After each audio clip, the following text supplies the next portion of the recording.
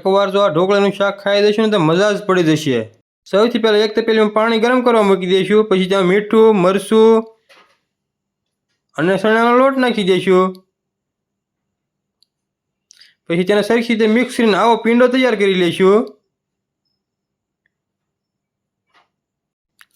પછી વેલણથી એને વણી લઈશું। પછી તેના મીડિયમ સાઇઝના ટુકડા કરી લઈશું। પછી એક બાઉલમાં છાશ નાખીને તેમાં મરચું, હળદર, મીઠું સરખી રીતે મિક્સ કરીને આવું બેટર તૈયાર કરી લઈશું। પછી એક તપેલામાં તેલ ગરમ કરવા મૂકી દઈશું। તેલ ગરમ થઈ જાય રાઈ, જીરું અને મીઠો લીમડો નાખી દઈશું। પછી બનાવેલું બેટર નાખી દઈશું। આંધણ સરખી રીતે પાકી જાય પછી ઢોકળી નાખી દઈશું। પછી તેને ચીબું ઢાંકીને થોડીક વાર સડવા દઈશું। સડી જાય એટલે લીલા ધાણા નાખી દઈશું।